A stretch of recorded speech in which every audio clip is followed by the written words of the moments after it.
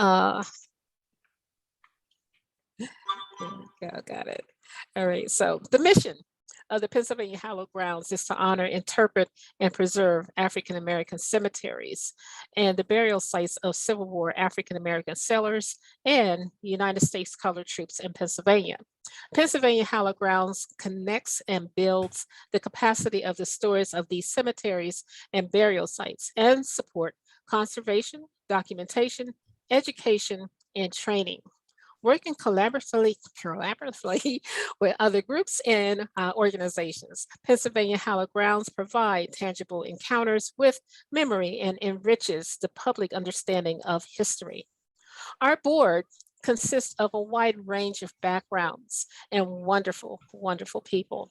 Dr. Stephen Berg, as you see here, as a professor of history at Shippensburg University, and he is also our secretary for the Hallowed Grounds.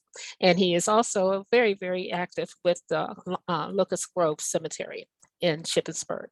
Sheila Jones represents the Eden Cemetery also as our outreach and communication committee person, along with Joe Beckton, who is also in charge of our United States Colored Troop history. Brenda Barrett, our secretary and our go-getter for trying to find all the finances she can. And then we also have, as you see on the screen here, Jeannie Glacier, who is in charge of media and the website. And let me also introduce you to two extraordinary women. Our vice president, Crystal Crampton of Bucktoe Cemetery, and Bertha Jackman of Mount Zion AME Church Cemetery in Devon, Pennsylvania. I thank you all for attending, and hopefully you'll be able to sit back, relax, and enjoy our premiere session as I pass the virtual microphone to Crystal and Bertha, who will take over from here. Good evening, everyone. Thank you, Barbara. That was a whole mouthful that she said. And thank goodness we are recording this, because I know with me getting older, I forget a couple of things. Just to give you a couple little ground rules with Zoom, if you can please, if you are not speaking, make sure your mics are off on, has a little red light in it. Also, we are asking if you have any, if you put them in the chat so we can answer all your questions and recording in progress. So we don't have to serve it. I'll mute.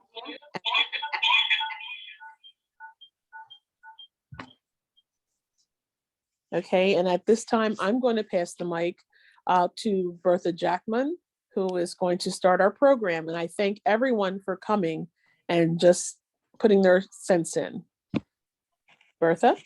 Yes, good evening. Hello, everyone. Thank you so much again for coming. I'm glad that you're here. And I just want to introduce the people who are going to be presenting for Mount Tabor Preservation Project. The first person is Lindsay Varner, and she is the director of the Rokeby Museum up in Vermont. And she's also a member of the board of Mount Tabor. The other person who was to be here tonight is Carmen Jones, and who is the president of the group.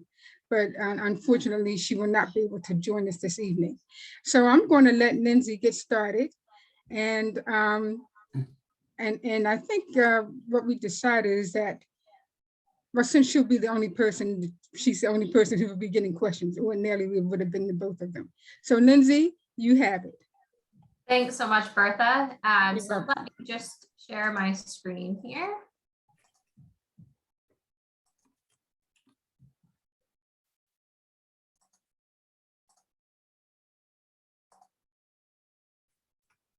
All right, so we will make sure that there's plenty of time for questions at the end, so feel free to stick them in the chat.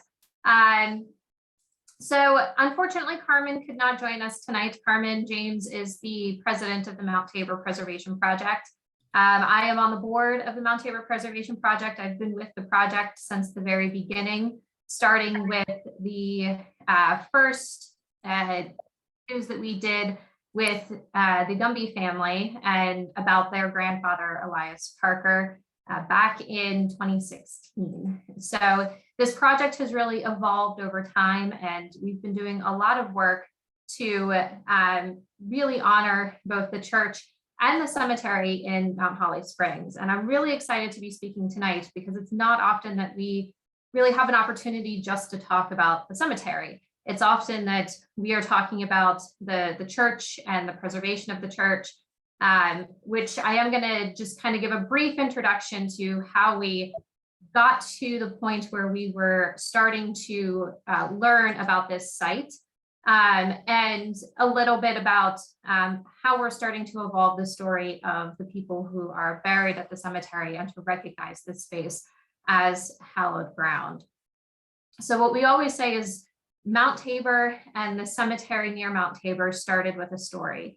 As I said, in 2016, I was working within the Cumberland County Historical Society for a program called Community Heart and Soul. And we were collecting stories from people in the Mount Holly Springs community about the things that they love in their community, what they would hate to lose in their community. And we sat down with Harriet and Edna Gumby, and I was the one behind the camera. Pam Still, who's in the center here, was doing the interview with Harriet and Edna and asking them about their family. They were a generational African-American family from Mount Holly Springs, asking about what it was like to grow up in the town, what they loved about Mount Holly, what they would like to see for the future. And Harriet started to tell us about her grandfather, Elias Parker, and how he had come to Mount Holly Springs after the Civil War, and that he had helped to establish and potentially build the Mount Tabor Church. And the whole time that she's telling this story, she's saying the church behind the house. And when we walked out back, we did not see the church behind the house. So the picture on the left is me standing in the back of the Gumby's yard facing the church, and you just see all of these trees and these vines, and there's a building there, but it's very hard to tell that it's a church. So I walk up the road and you get to the front and you just see this absolutely incredible structure that is well hidden because of the trees, of the poison ivy vines and everything that's growing up. So we begin talking with Harriet about the church and about the African-American community that lived in Mount Holly Springs. He was growing up in the area. And what we learned was that there was a much larger African-American community than exists today in Mount Holly. And that this church, the Mount Tabor AME Zion Church, served not only as a place of worship, but it was a community space. It was a space for lectures. It was a space for conversation, groups, where music was taking place. It was a school for a period. It was a Sunday school for one of the last generations to go through the church. So it played this incredibly important central role in the African-American community in Mount Holly Springs. And what was even more incredible was that it was essentially this time capsule. Everything was still inside the church. The last congregation was probably between 1970 to 1973. And it was almost as if the doors were shut and people just forgot to go back the next Sunday. And this really started to get us wondering more about the African-American community in Mount Holly Springs. And because I was based at the Cumberland County Historical Society, I began working with the archivist there, Kara Curtis, to start digging into some research about the history of the church. And what became very apparent was that Mount Holly Springs and their histories had little to no mention of the African-American community. The county's history had little to no mention of the African-American community. And really the best starting point that we had in understanding anything about the community was a cemetery that is situated not too far down the road from the church. And within the cemetery, there are 7 USCT soldiers, United States Colored Troops, who are buried within the cemetery. And they do show up in the county cemetery registers.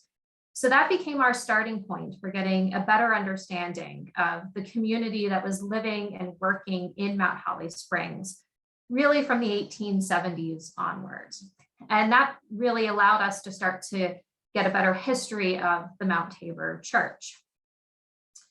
So the cemetery, which is, if you are in Mount Holly Springs, if you turn off of Mountain Street onto Cedar, you will see this cemetery on your right-hand side as you're heading towards the church. It is all very visible today. The pictures with this overgrown church today, it is completely cleared of all of that growth.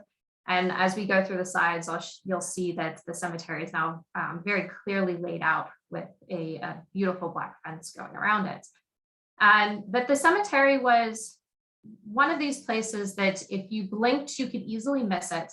I had talked to a lot of people who had just driven past it and not even realized that it existed, but it does show up on a lot of maps. So we were able to start by tracing many of the county maps to get a better idea of when the cemetery was potentially established and how large the cemetery was.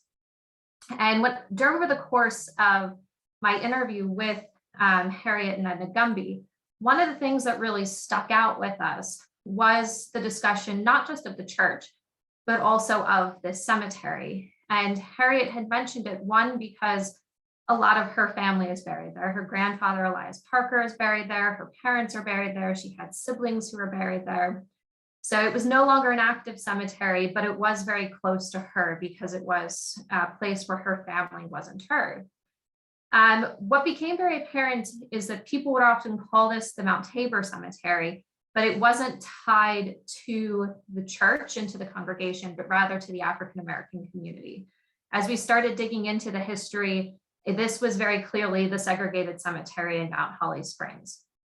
In the 1880s, Mount Holly Springs consolidated a lot of their cemeteries into what is now the Mount Holly Cemetery, almost directly opposite the side of town from this cemetery. And so this became the quote unquote colored cemetery of Mount Holly Springs on all of the maps. And we can see from a lot of the research that we started to do that, and if you actually walk the cemetery, you can clearly tell that there are more people buried in this space than there are actually headstones throughout the area. So Harriet actually said to us over the course of the interview that the one thing that she would like to see for the space that her family is buried at are the boundaries marked so that you can very clearly tell what part is the cemetery and what parts are the neighbor's backyard. And we very quickly learned that neighbors had unintentionally started to encroach onto the cemetery's property, not realizing where those boundaries were, because we are missing a lot of the headstones and a lot of the defining features for the cemetery. So that became one of our major goals as we started to look at the potential preservation of this site. Are there ways that we can mark where the boundaries are of the cemetery so that we can honor those who are buried there, knowing that they are scattered throughout the plot? So as I said, we really started a lot of our research to better understand the community that surrounded both the church and the cemetery by starting with the USCT soldiers that are buried there. So as I mentioned, we have 7 USCT soldiers, all of whom now have beautifully cleaned headstones that were done by incredible volunteers. And we really started to use them as the starting point for getting to know the community. And then we built out to some of the other headstones that were there. And we're very lucky that there are a lot of congregants and descendants who are still around today, that they are involved with the preservation project. A few are on this call, and I'm sure if you have any specific questions, they're more than willing to answer. And as when we get to the Q&A portion of the talk. But we had this opportunity to start gathering stories and start thinking about who the people were that lived here that have essentially been written out of the history of the town. And we began to rebuild the narrative and the history of the African-American community, starting with the known burials that we had in the cemetery. The one question we did have from the very beginning, knowing the size of the plot, we really wanted to know how many people were buried in the cemetery. beyond those who just have markers, have these headstones. So that became one of our major project questions going forward. Is there a way for us to start to research potential burials on the site? And then also, is there technology that we could use to start to get a better understanding of the number of potential burials that are on this site? One of the things that I find absolutely incredible about the cemetery is that it really became a space for us to start reaching out to descendants who didn't know that the space existed, that the church existed, that the cemetery existed. And probably one of my absolutely my favorite story, because it absolutely highlights just how special this place is, and just how serendipitous this entire project really became from the very start, right up until today going forward. So I had mentioned I had done the interview with Harriet and Gumby in 2016. It was about April 2016. And we had decided that initially we were going to do a lot of research on the church and the cemetery and not make it public, out of fear that there would be people who could potentially break into the church and steal a lot of the items in there. We also weren't entirely sure who owned the church, and so we weren't sure what we could do with the items inside the church. So all over the summer of 2016, we dug into research. We started reaching out to some of the congregants and the descendants and the townspeople to get a better idea of the history, but we didn't hold any public meeting. Towards the end of the summer, going into early fall, we brought together a whole series of professionals to talk about potential next steps on the site. And then we decided that what we really needed to do was to open up the site to the public, and that would help us reach out to even more descendants. A week before we were going to have this kind of open walkthrough of the cemetery and the church, I had a family reach out to me at the Historical Society who said they were doing their family research. The descendant that they can trace back the furthest is a gentleman called Henry S. Ward.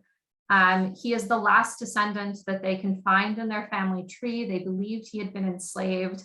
They were told that he is buried in Mount Holly Springs at what was being called, through her genealogy research, the Mount Tabor Cemetery. She ended up driving around Mount Holly for 30 minutes, which just in circles, and could not find the cemetery, drove the 2 hours home, and then called me. And I said, "You're in luck. We're having this kind of open house on the site next weekend. If you're available, we'd love for you to come down." And Danny Ward brought her entire family down to see this headstone. And for her, she explained it that this is the last tangible piece of her family's history. This headstone and the burial place is so incredibly important for them, because for her, this is as far back as she can trace her family line. We're pretty sure Henry Ward changed his name when he enlisted. And for that reason, she's really struggling to get further back to when he was enslaved to find any more information about him. So Danny brings her entire family down, and they live 2 hours away, and she asks, we can't get terribly involved because we live so far away, but what can we do? And I said, the one thing that we really want to be looking at is the preservation of the church and the artifacts inside the church, as well as the cemetery. And she said, well, you know what? We own a shipping company. We'll bring a tractor trailer, set it on the site, and we can get everything out of the church. And from that moment on, that really launched the preservation of this entire site, the church and the cemetery. So once we had the artifacts secured from the church inside the trailer that the Ward family had donated, we started to think about some of the projects that we could do on the site that would honor the things that Harriet had told us over the course of her interview. And we went back to this idea of how do we mark the boundaries of the cemetery so that the neighbors and people coming to the area know where the property boundaries are, and we wouldn't see kids playing soccer on the edge of the cemetery, not realizing that they're playing in hallowed ground, but there's no headstones to mark it as a cemetery. And the idea that we came up with was, let's go as simple as possible just to make it happen. And the Borough of Mount Holly Springs helped us to find the boundary markers along with the local businessmen. They pulled out a bunch of deeds. They identified where the boundaries of the cemetery were for us, flagged them. And we went down to Home Depot and they donated plants and mulch, and we marked the cemetery boundaries with shrubs. And we thought this is at least a visual marker to get us started, with the bigger dream being that we'd have a fence to go around the cemetery eventually. But for now, as long as we had a visual, that was really the most important first step that we could make.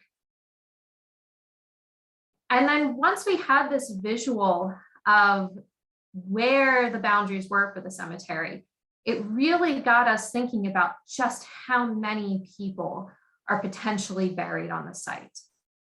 So myself and Carmen James and the archivist at the Historical Society started digging into newspapers.com and Ancestry, every single genealogy resource you can think of, and starting to make a list of people who could potentially be buried on the site, mostly finding them through obituaries and death records.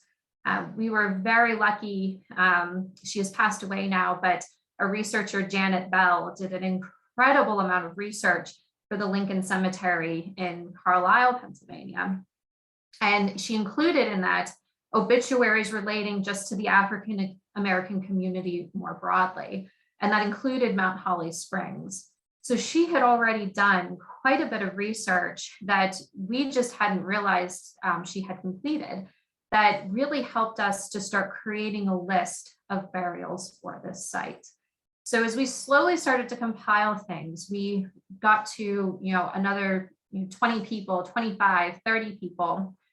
And I happened to be at a meeting with a professor from Dickinson College who was relatively new. She's an earth sciences professor. And Professor Hayes said, I'm looking for projects to do. I want to teach my students how to do ground penetrating radar. Can you think of any projects that we could possibly do? And I immediately thought Mount Tabor, because we were compiling this list of burials, but we still knew that there were probably more people who were there that we just couldn't find death certificates or obituaries for. So Jordan comes out and she brings her entire earth science class. It was a rainy day. It was absolutely miserable. As you can see, we can't get the equipment wet when we're doing ground penetrating radar. So we put a pop-up tent and we followed the radar scanner with a pop-up tent so that we could do every section of the cemetery. And what we found is that within the ground penetrating radar, there were anomalies that came up that are potential burials that told us that there are potentially 55 to 60 individuals buried in this cemetery, more than we had really imagined could be buried in the spot. The other thing that we realized is as we were thinking about the encroachment of the neighbors, there were also burials that were really in what were now considered the neighbor's yard rather than part of the cemetery's property. So that gave us an opportunity to at least mark and identify the fact that there are potential graves in specific areas outside of the boundaries that we had marked for the cemetery. So what this information really helped us do is, one, come up with potential number of burials as we continued our research. And it also allowed us to think about now putting in the fence around the cemetery. The one thing a lot of members of the Mount Tabor Preservation Project were very adamant about is that we knew we had to be very careful about where the fence was going to be located to make sure that we were working well with our neighbors, that we weren't encroaching onto their property. And we also did not want any of the fence posts for the fence to go on top of any of the burials on the site. So the ground penetrating radar created a map for us that allowed us to create the outline for where the fence was going to go. and ensure that we were being respectful to the people buried there, as well as to our neighbors, who have been fantastic to work with, and we really wanted to make sure we were keeping them happy as well. So we had an Eagle Scout who came forward, and a local businessman offered to pay for the fence, and the Eagle Scouts worked with the community to install the fence, and it truly was a community effort. The cemetery has become this space that brings people from all over, not just Mount Holly Springs, to engage in a different community activities, and this fence was one of them. The fence became this opportunity for people to come out and learn about the site, to learn about the African American community in Mount Holly Springs, and to get involved by helping install this fence. So over the course of several weekends, we really made Harriet's wish come true by installing this fence that now makes the cemetery completely visible to anybody who comes up to it. So to date, and I know Carmen is already starting to think about new names that we need to add to this list, but to date, we have really been able to complete as close to a comprehensive list of burials within the cemetery. So in the top left-hand corner, you can see a map of the scan that was Mount Tabor, that is the cemetery. And each kind of blue rectangle that you see in that map is what was identified as a potential burial within the cemetery.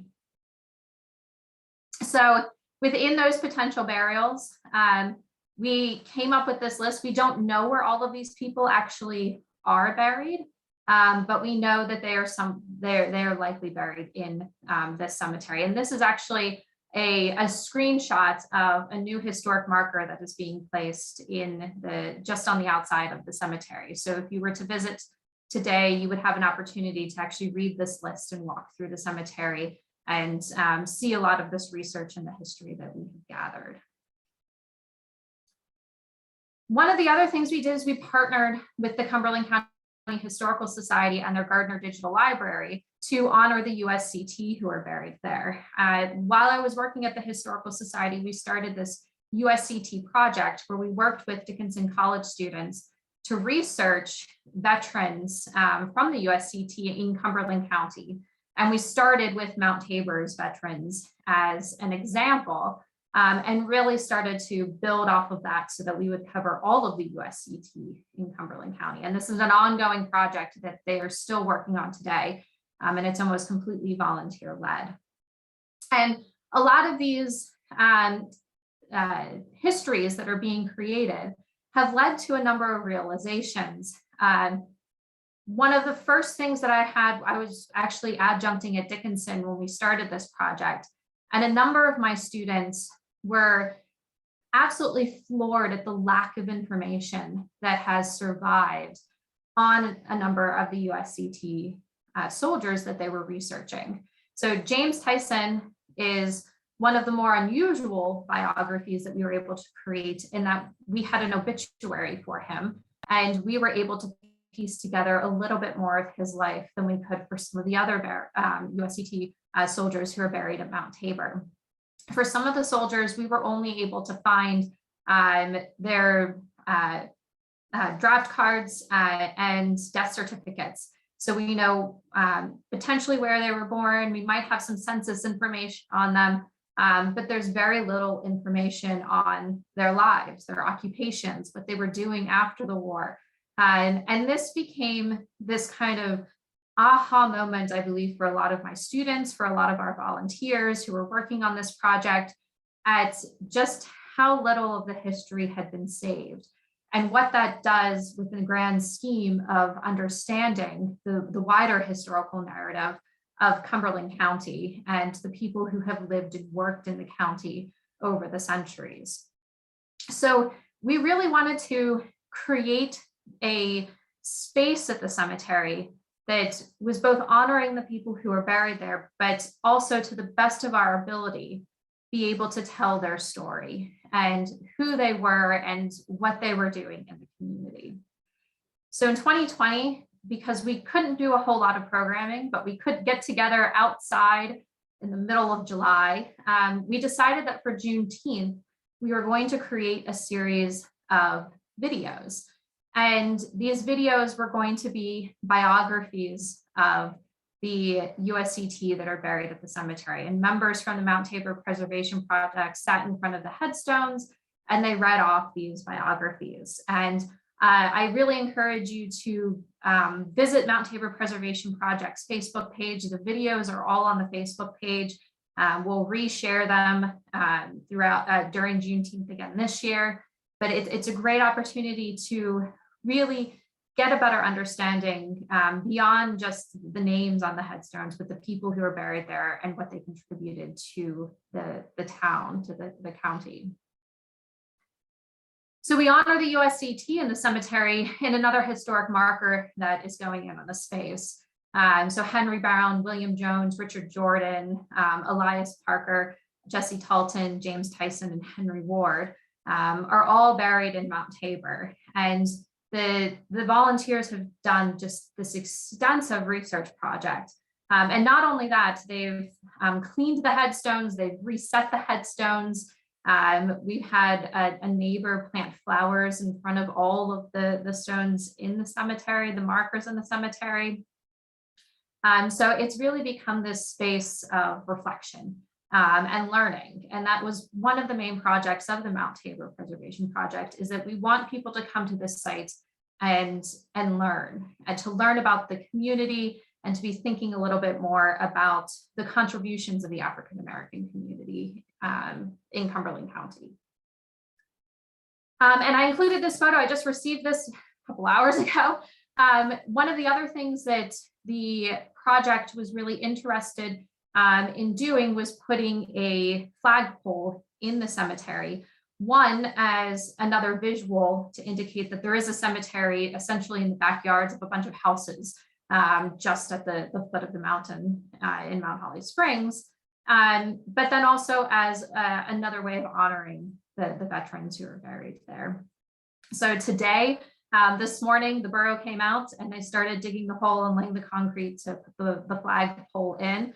And hopefully we will have photos on our Facebook page in the coming days of an installed flagpole at the cemetery as well. And as we move forward with the project, we are learning a lot more about the history of the site and of the community. And we're really starting to look much more holistically at the church and at the cemetery, not as individual spaces, but as spaces that were part of a much bigger community. So when we initially did our county historic register, we essentially looked at the church, looked at the cemetery, and said that these are historically significant to Cumberland County, one for the integrity of the church and the history, and then the cemetery because of the people who are buried there and their contribution.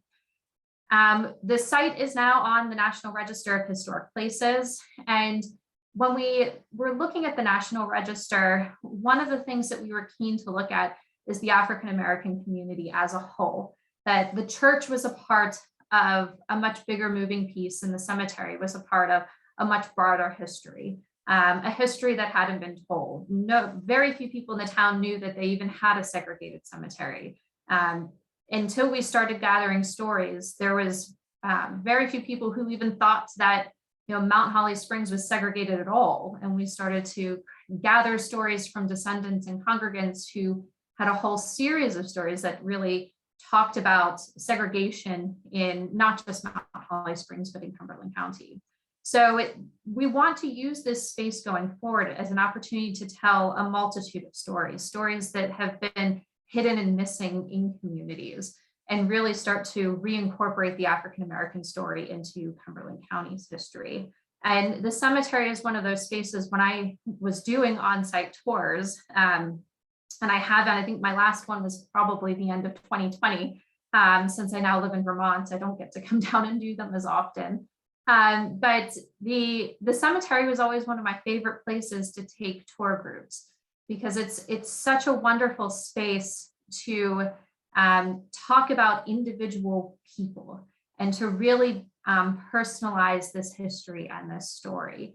And as we move forward with the preservation project, fingers crossed we get a contractor in the next couple of weeks, we'll be completely preserving the church. And this church is going to become a space to further tell a lot of these stories as a museum, as a potential rental space for weddings, as a meeting space, as a gathering space, looking at it, this multi-purpose space that honors the history that happened on this site.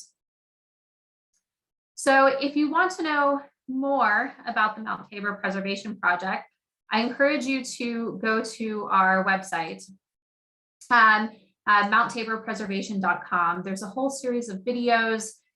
You can get to our Facebook page from there, so you're able to see a lot of our Juneteenth videos that go through the biographies of the USCT that are buried there.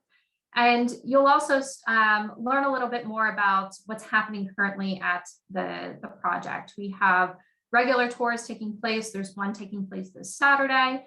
And you'll see more activities now that we can start to gather again, starting to happen at the church, especially as we break ground and construction begins on the rehabilitation of the space. Because I do have a few minutes, the one last thing I want to add is that the one thing that really, as we were starting to do a lot of this research, one thing that we did discover that it wasn't so much a discovery because people knew that it existed, but we do know that there is another cemetery that exists on the site. Just behind the church, we do have the Johnson family cemetery. And as we were doing a lot of the research, we did have names that were listed. Initially, we thought that they were buried in the main cemeteries were coming up the road. But going through a lot of our research and our archives, we started to see that they were listed in various methods, some of them just saying family plot off of Mountain Street. And what we realized is that there's a small family cemetery that is situated just behind the church on private property. And the descendants of those who are buried there are actually on the call tonight. And that is one thing that we are still looking to do more research on. We hope to have ground penetrating radar on that site in the future so that we can have a better idea of potential locations of where these burials are. We do have people who remember that there were headstones there at one point. While we were cleaning up the space, we did find a funeral marker that's from the 1950s, from the last burial that likely took place there. So there's still a lot that we have to learn and to research as we move forward with this project.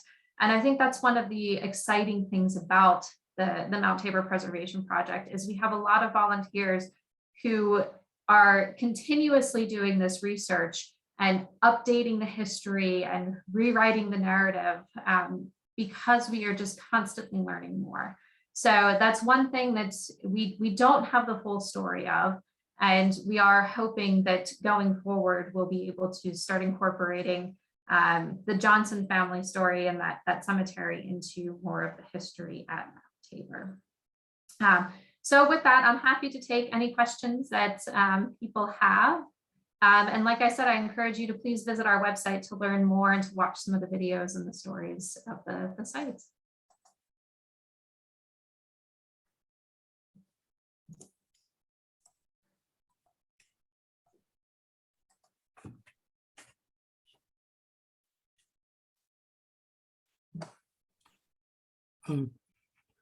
Lindsay, Tomelis?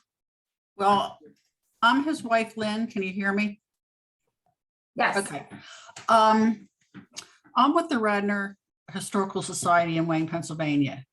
And we have a copy of the 1936-37 WPA, which was FDR's Works Project, where they sent people out in teams with one professional and a bunch of volunteers to go to every existing cemetery and copy down what is on the stones, whatever they could read. And sometimes the only thing they could read was GAR because they used local stone that was too soft for the weather. It just was gone. So Bertha can also attest to an abandoned cemetery we have that we were able to find some people there. And she was looking for a pastor of the Great Valley Church. So that was a great success. But they not only have the lists of the people, they also have, well, it's their date of death and information. And also they have a map. So you can go over and you can actually walk it. So I'm sure other places would have that in other areas. We just have it for all Delaware County, and it is for white and black, all the cemeteries. So that was sort of a hidden gem that came alive for us. Yeah, that was one of the first places we started, not knowing if there were headstones that had been removed from the cemetery. Mhm. What we found is that what's there has really always been there, that we don't believe there had been anything that was removed. So the big question still remained of, okay, we have a list of the headstones that are currently there. It doesn't look like any are missing. So who else is potentially buried here? So that was actually one of our archivists at the Historical Society actually pointed us straight to a lot of those listings and those maps. Mhm. But an incredible resource, it really is. And then we have a question from Stephen Lyons. Hi there, Lindsay. This is a really great example of galvanizing the community and creating a lot of energy and focus. When was the decision made to pursue a national historic registry for this church? And I'll have to read further, but what was the reasoning behind pursuing that? And also, what were some of your best practices in terms of creating community engagement and awareness? Yeah, so I'll start with the National Register question. So we started to look at pursuing it probably 2018, 2019, early 2019. And that was working very closely with the State Historic Preservation Office. And they worked with us to recognize that the site was of significance for Pennsylvania history and to help us find somebody to write the National Register nomination. So it was a huge opportunity for us, one, to really pick up the intensity of the research that we wanted to do on the site, and to also have an opportunity to use the space to have these deep conversations about hidden and missing histories, particularly African-American histories that are missing within not just Cumberland County, but within the state of Pennsylvania as a whole. There was a real fear when we started this project that the church was not going to still be around. And Steve, I don't know if you remember, I think the very first one we have, we're all standing outside in the rain thinking this is not going to make it to winter. Like, what do we do? Should we bring, and initially our thought was that the church itself was going to come down to a stable level and we'd put a memorial there of some type, that we wouldn't even be looking at the preservation of the site, but more of the memorialization of the site and the history of the African-American community. And we very quickly became aware that one, the construction from the 1870s was really well done and it held up and it continues to hold up. And the integrity was just absolutely phenomenal of the structure. That's if somebody if Elias Parker walked into the site today, it is exactly as it was when he was alive in the late 19th century. It is absolutely fantastic. And that was really one of the reasons we started to look at pursuing that National Register nomination. In terms of getting the community involved, the project that I had started out with, the Community Heart and Soul, the intent of that project was really to work with the community and create this bottom-up type of community engagement. And what we found that early on, people really weren't that engaged with the project unless they had an interest in history or cemeteries or the church, church history. The community itself really took some time to warm up to the project.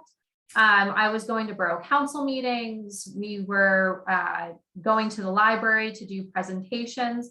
And what we found was the story of the church, of how we started working with the Gumby family, of the family history surrounding it, really inspired people to get involved. And so the stories that we were researching and gathering and collecting really touched people, and they wanted to find ways to get involved. And one of my absolute favorite stories of the project is, every little bit helps. And I wish Carmen were here, because she tells this fantastic story about one night she's sitting at home and a woman just knocks on her door and hands her a $10 bill and says, I can't give much. I really can't do a lot of manual labor on the site, but I want to help in some way. I just got off work. Here's $10, put it towards the work that you're doing at the church. And that it's just such a moving story that people really just want to do something. And I know Carmen always says that $10 means more to her than many of the thousands of dollars of grants that we have gotten, because it just shows how much the church really calls to people to get engaged. So it's become this this gathering space for a lot of people in Mount Holly Springs, which is absolutely amazing. Crystal. Yes, hi. I had someone who sent me some questions. They said to ask you about your senior citizen class on the project. The other question was that at the NRHP, how did they find out about that project, the Special African American Churches and Cemeteries in Pennsylvania, 1644 to 1970? Crystal, what was the first question? Your senior citizen class project, how did that start? I'm not entirely sure with the senior citizen class project. I don't know. Lynn, Larry, do you have anything? And then Crystal, what was the second one? The second one was the NRHP. How did they find out about the project, the Special African American Churches and Cemeteries in Pennsylvania from 1644 to 1970? I'm not sure about that one either. Can I turn, Lynn and Larry, are you shaking your head? These questions came from Bertha. She is actually having technical difficulty. Oh no. Yeah, so maybe we can have an email and she can better, go through with those. That would be great, yeah. I would like to know more if we can connect on that information. Mhm. I'd like to know a little more about those activities. Yes, both of her computer and her phone went down.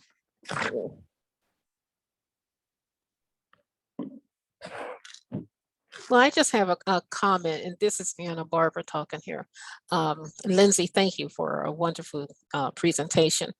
It just goes to show you how community really needs to take care of the cemeteries and what we need to do to preserve them and restore them, and definitely use them for educational purposes. But even more importantly, is how to pull families back together again, and how they can live and share their history with their children to come, or in schools or whatever. It's just so important that we don't leave this vast amount of history up under a rock or a bridge or a federal building or a mailbox or a road.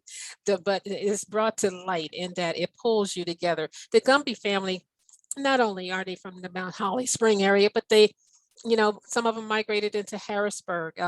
The one gentleman, he became a custodian at the state capitol.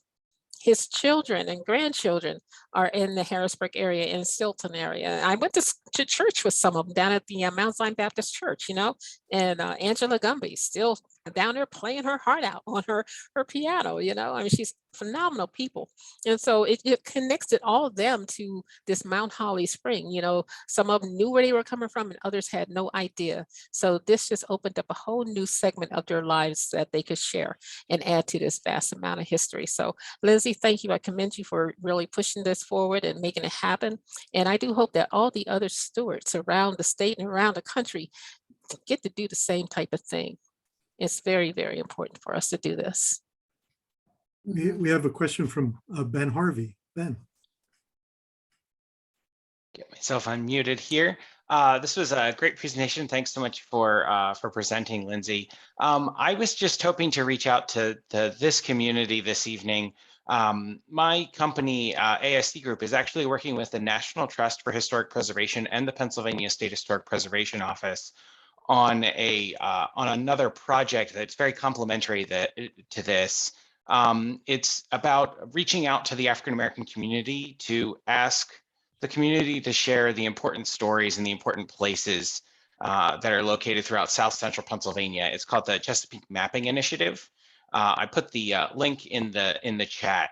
We held some public meetings. We have a wiki mapping website where people can place a point on a map and tell us about a place that's important to them, upload a historic photo. And what we're doing is then collecting that information, and it'll be being given to the State Historic Preservation Office. So it can be a first step towards getting the historic recognition for these sites that people might be seeking. So if anyone's interested, please visit the website. Feel free to use the wiki mapping, and also feel free to reach out to me with any questions as well. I'll drop my email in the chat. Great, thank you. We also posted a link to that on Mount Tabor's Facebook page. So if you don't get it in the chat here, you could also go to our Facebook page. You'll find it there. Great, thanks, Lindsay.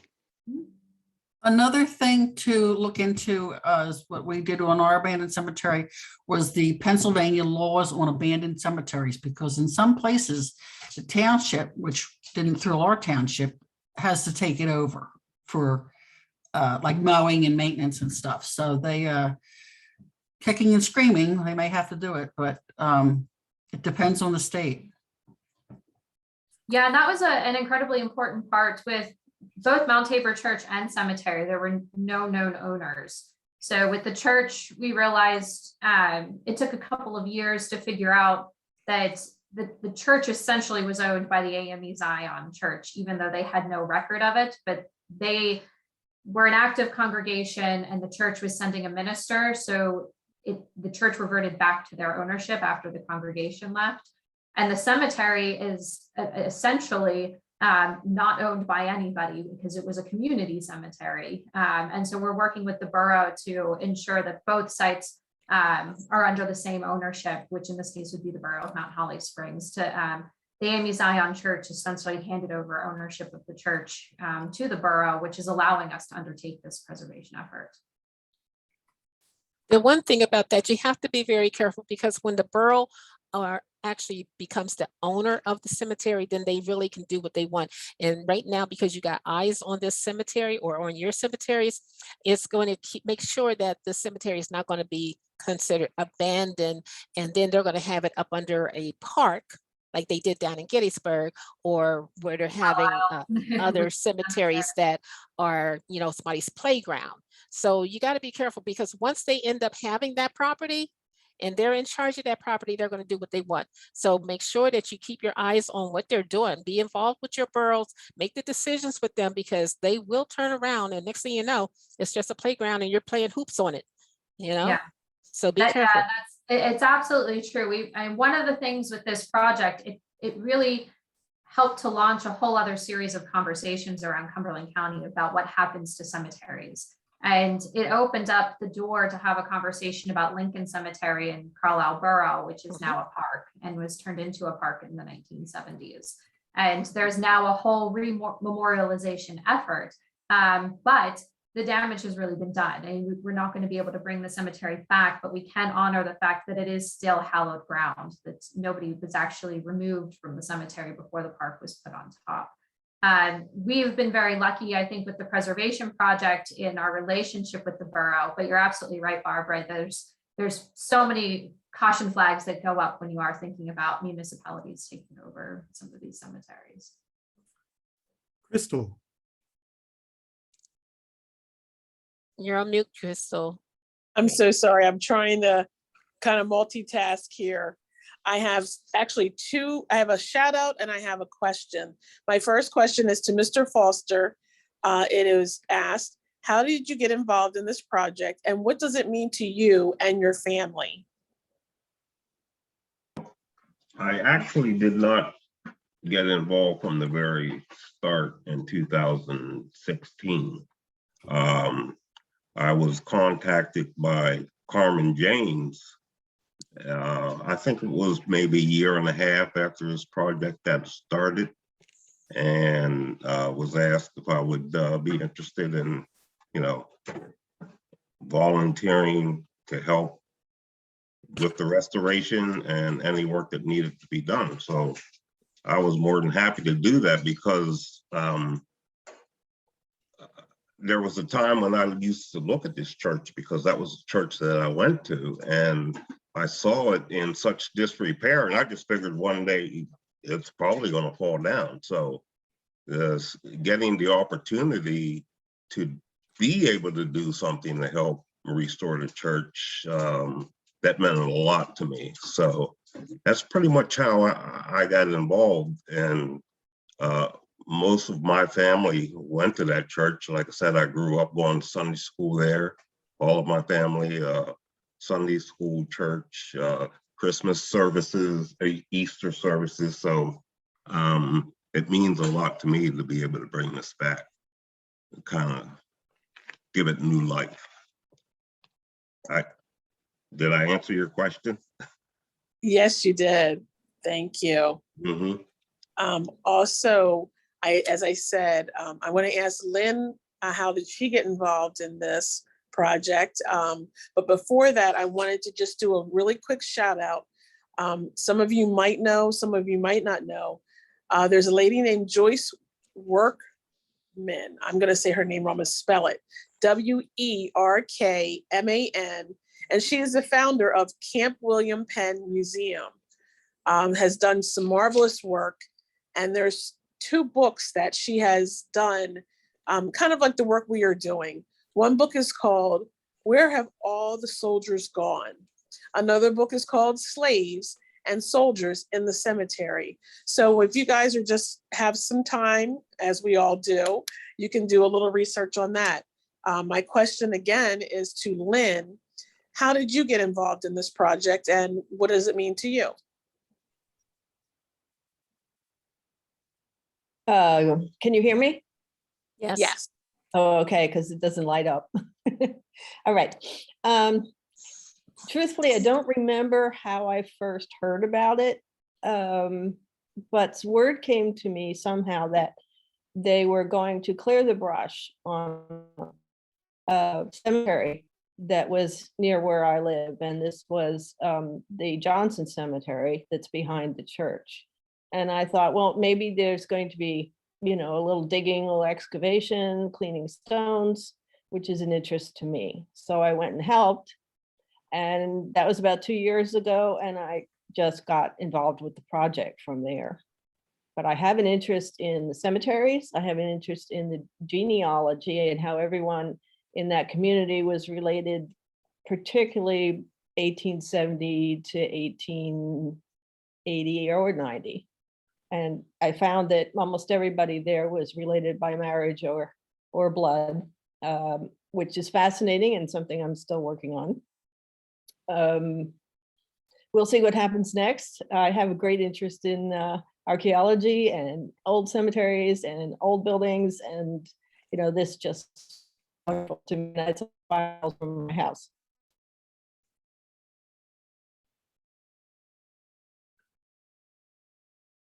Thank you so much. As you guys see in the chat, there is some information that you guys can also write down. We have the Camp William Penn. We have the Chesapeake mapping.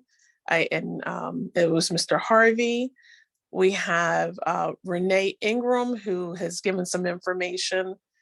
It says here, Renee, do you have a question for us?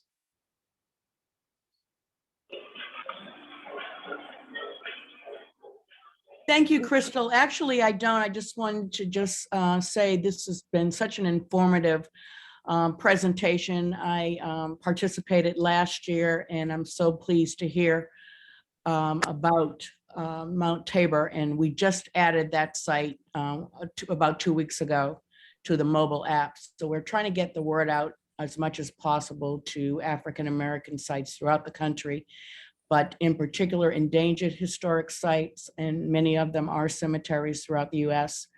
But also, if you know of any National Register sites that we need to include or endangered sites, we'd be more than happy to do so. Thank you. Thank you. Thank you for joining us, everyone. As you see, we became a little committee, a little community. We band together. Are there any other questions before we wrap up? We are like almost out of time, but we're controlling the Zoom. So if we want to, anyone has any questions?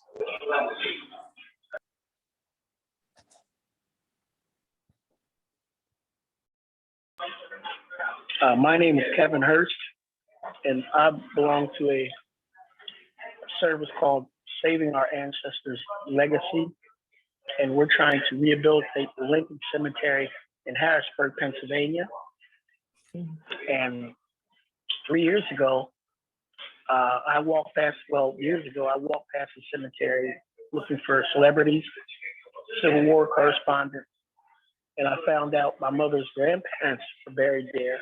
One of them was a slave, and I found at least 27 ancestors of my mother's aunts and uncles, and there's at least 80 Civil War veterans there and veterans of other wars. At first, we found that there were about 4,000 people. Now there's about 10,000 people. In the city of Harrisburg, when they bought the railroad through, they excavated a African cemetery and put them in another cemetery. Then they excavated that and they put them out at Lincoln. And there are burials there from early 1800s that came from other cemeteries. So a church owns this cemetery, and it's been in disrepair for decades, not centuries, but 1942, another cemetery opened up. It buried most of the African Americans that I remember, but they still were burying at Lincoln. And last summer, we started this organization for its rehabilitation. And we've been dealing with the church who owns it. They tried to sell it at one time. It's a prominent church in the city of Harrisburg, Wesley AME Zion. And the originators of our organization, she's been to Lincoln Cemetery in Gettysburg. She has family there. And she's been educating herself. The cemetery, Lebanon Cemetery in New York, she's been there. And Lincoln Cemetery in Carlisle. This is the first time I heard that they put a bark over it, which is sad. But, our Lincoln Cemetery straddles Susquehanna Township and actually Pembroke. So it's a little ways out of the city of Harrisburg, but most of the prominent citizens during slavery and after slavery are interred there. And I'm just here to be educated and find out what's going on, and maybe we can get our cemetery registered on your national concern. Well, I thank you for all your information. If you would leave your information in the chat for us, and we can try to help out maybe someone on the call or even our organization.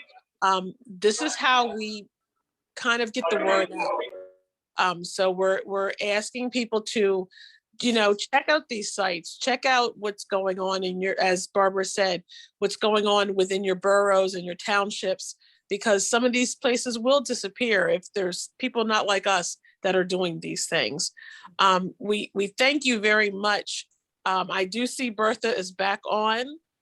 You have a hand up. Pamela has a hand up. Sorry. I'm so sorry. I have a cell phone, so I'm like swiping. Pamela? Oh, Yes, you're go ahead. muted, Pamela. You're on mute, Pamela. Can you hear me now? Yes.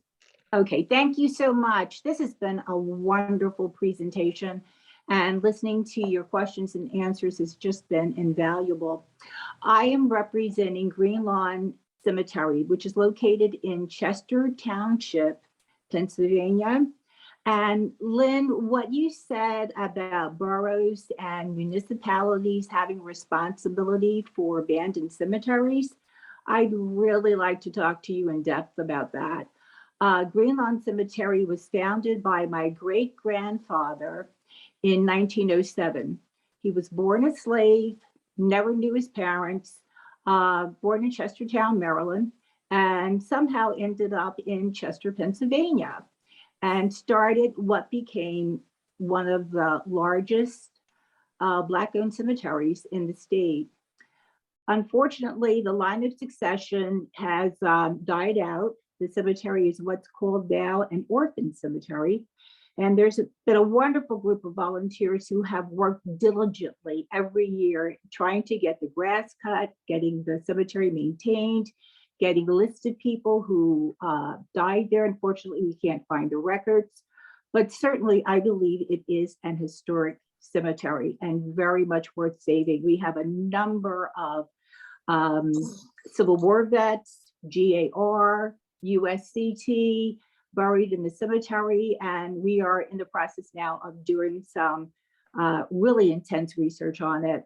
But Lynn, when you were talking about having municipalities take over cemeteries, we're aware of that. We have since spoken with 2 officials from Chester Township, as well as the city of Chester, in which many of the people interred in Green Lawn are from. We have had nothing but buck passing. And I was wondering how successful you've been in your endeavors of getting municipalities or boroughs to allocate money from their general funds for the purpose of maintaining cemeteries, which I know they are legally able to do. Lynn? Is it for do you mean me or for Lynn? I think it was Lynn Kent who had mentioned that about the local municipalities assuming some responsibility for cemeteries. Yes, I think it was Lynn Kent. Oh, I'm sorry. I didn't think I said that, but okay. Oh, I thought you did. I'm sorry. One comment I will have on that, and I had the great privilege of being on a dig in North Carolina for a couple of years, and we were in the position of being on private land to do the dig by the owner's permission, and we had to be very secretive about it, and it was very awkward to do, but we still had to try and not let the general public ever know what we were doing and where it was. And then I came to work with the project here, and it was the opposite. Carmen always kept trying to bring people in and have them help dig or clear brush, which is how I got there. And they also did some minor excavating, and that was really, I think, what has catapulted the project into a more public awareness, is because she drags people in from the college and the Boy Scouts and other organizations in Carlisle and says, help us with this, and then we'll teach you about it. Now, as far as official laws and such, that I can't really address. I don't have background on that. That's the kind of thing you could maybe ask your historic society locally. A lot of times people have run into that and they can tell you what, but I don't know if anyone else has more information on that than I do. Lindsay, do you? Pamela, one thing I'll add to that is when I was working at the County Historical Society, I had municipal staff tell me flat out that community cemeteries that didn't have an owner, that weren't technically owned by the municipality yet, but could be reverting to the municipality, they would flat out tell me that they saw them as drains on the budget, and they would find any way that they could to not take ownership of the site. And that happened several times. I think the one thing with Mount Tabor that in many ways, I think getting to your point, Barbara, of being very cautious, because once they have ownership, you don't know what could happen with that property in the future, is that with the Mount Holly Springs Borough and the work we've been doing with them, because we have people like Carmen, as Lynn said, who are just constantly bringing new people in to be engaged with the project, and we've created a nonprofit around the cemetery and the church. We've worked out an agreement with the borough where they're not mowing the grass. We're doing the maintenance, or a neighbor's doing the maintenance on the site. That it's not seen as a budgetary issue on their part. And that works for us currently. Talked with them about more formal agreements to ensure the protection of the site going forward. I think having the National Register as both the church and the cemetery makes a difference in terms of the recognition. But we went into this process knowing that the best way for us to raise money, particularly finding grants, was for the borough to take ownership of both sites. But fully aware that, you know, as Barbara said, things can happen, and we want to make sure that in the future, when we're not all around, that these are still protected. But like I said, I know some municipalities have flat out said they don't. They prefer not to have cemeteries if they can help it. In the case dilemma of, that we're facing, I'm sorry, is that we have wonderful volunteers, and they start off with great enthusiasm, and then as time progresses, week after week, the numbers dwindle, and we know it's just not going to be sustainable. And we were looking to have some support from the townships, and we have one that said they'll consider a donation, but I was just wondering if anyone else had had any success in having that kind of support from their city or municipalities. you know, I'm going to have to address that because I have, you know, in fact, when I first started taking care of the historic Midland Cemetery, I was threatened with being put in jail. Okay, because they had already had it condemned.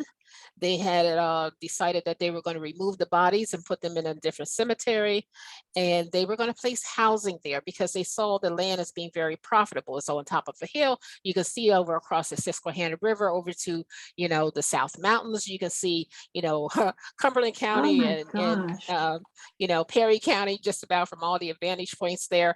And so when I went on the property to protect it, that's what they told me I was going to be placed in jail. So when I went public with it and with their comments, then that's when they decided they were going to help me. So they've been helping ever since, you know.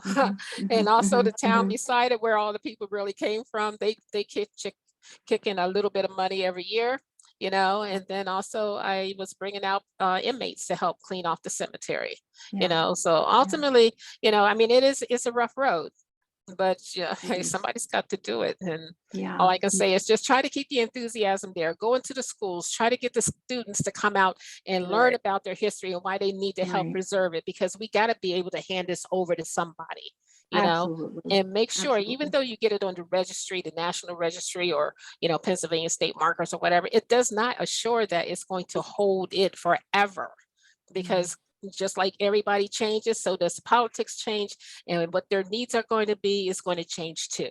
So all you can just keep strong and just keep fighting and just try to keep everybody knowledgeable about the history and its importance. You know, best to you. Thanks for that. Also, Pamela, if you, like she said, keep it in the public eye. Get Girl Scouts, Boy Scouts there. Like she said, go to the schools. Get any type of organization that can help you to help.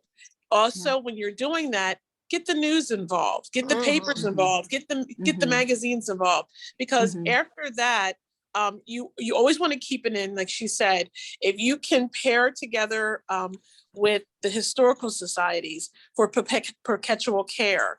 They're the type of things that, like she said, once the politics change hands, they don't know you anymore. So you always have to stay one step ahead of them. Okay. So And the other another good thing is that, you know, let the neighbors know what you're doing, because if you can make sure that that cemetery is cleaned up and looking good, it also means that it's landlocked, and they're not going to have to worry about other neighbors that's moving in, and they know that their property value is going to go up. You know, and they're still going to have the beauty of not having people running around and messing around in their own yards, you know, so to speak. So that's a big help that way too. Okay. Thanks so much for your feedback. All right. I guess we best wrap it up. Crystal and Bertha.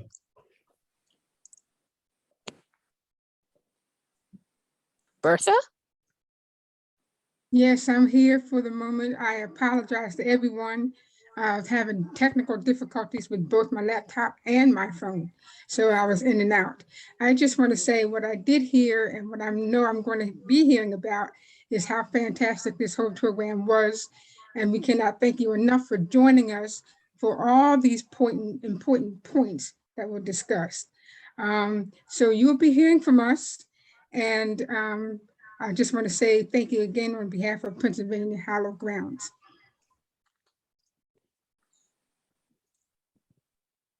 I know that. Thank you guys so much. Look for more things great to come out of PAHG. We are working very hard as you guys are. We are only a click away, a phone call away. Hopefully this community is a little bit more revved up and you're ready to get out there with your boots on, your shovels, go knocking on doors. And, you know, we just thank you guys for taking the time. And we hope to see you again. Thank you. And thank you so much to Lindsay and the folks at Mount Holly for kicking off our program. This will Yes. be posted when we can have this posted up probably in the next week, and you'll be all getting a link to it so that you can see it on YouTube and then share it from there. Correct, Dr. Berg? Sure thing. Okay. We thank Mount Tabor and the Preservation Project and Mr. Foster and Lynn. Give Carmen our best. And I thank everyone who just took that time to click on the Eventbrite and come join us. So be blessed and we'll see you soon.